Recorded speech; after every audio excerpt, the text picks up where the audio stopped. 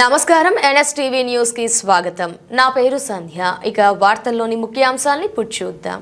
కాకినాడ జిల్లా పిఠాపురం కూటమి ప్రభుత్వం ఎన్నికల హామీలో భాగంగా నిరుపేదలకు గ్రామాలలో 3 సెంట్లు, పట్టణాలలో 2 సెంట్లు ఇస్తానన్న హామీ అమలు చేయాలని, నిర్మాణానికి 5 లక్షల రుణం మంజూరు చేయాలని భారత కమ్యూనిస్ట్ పార్టీ రాష్ట్ర పిలుపులో భాగంగా మంగళవారం వ్యవసాయ కార్మిక సంఘం జిల్లా ప్రధాన కార్యదర్శి నక్కా శ్రీనివాసు ఆధ్వర్యంలో పిఠాపురం ఇళ్ల స్థల బాధితులను కలుపుకొని మున్సిపల్ కార్యాలయం వద్ద నిరసనలు వ్యక్తం చేశారు.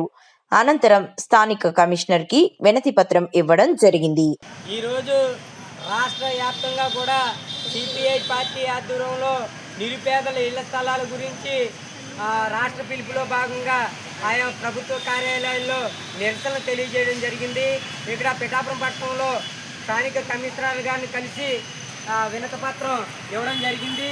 అయితే ఇక్కడ ప్రభుత్వానికి ఒకటే తెలియజేస్తున్నాం, నారా చంద్రబాబు నాయుడు గారు కానివ్వండి, డిప్యూటీ సీఎం పవన్ కళ్యాణ్ గారు కానివ్వండి, ఇక్కడ 7 సంవత్సరాలు పట్టాలు ఇచ్చి ఇక్కడ మా స్థలం ఎక్కడని అడుగుతూ ఉంటే మీ దగ్గర నుంచి ఏ జవాబు రాలేదు.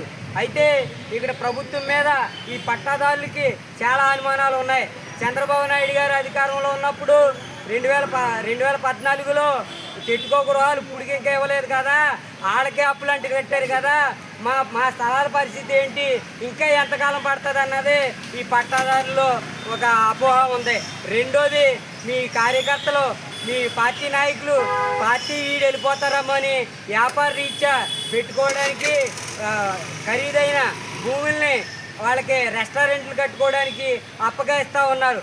మాకు సేకరించిన భూమిని ఈ కార్యకర్తలకి అప్పగిస్తారా అని భయాందోళనతో కొంత ఆందోళన చేస్తున్నారు. కాబట్టి ఇలాంటి చిక్కుముళ్ళన్నీ ఇడాలంటే మీరు తక్షణమే ఇళ్ల స్థలాన్ని ఇచ్చి వీళ్ళని గృహప్రవేశం చేయించాలి. అంతేకాదు వీళ్ళు గృహాలు నిర్మాణం చేసుకోవడానికి 5 లక్షలు రుణం మంజూరు చేయాలి.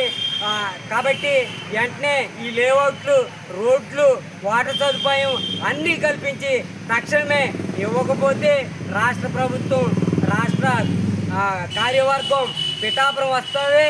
ఇక్కడ సిపిఐ పార్టీలో 5,000 మందిని కూర్చోబెట్టి భారీ స్థాయిలో ఉద్యమం మాత్రం ఖచ్చితంగా చేపడతామని ఈ సందర్భంగా తెలియజేస్తా ఉన్నాం.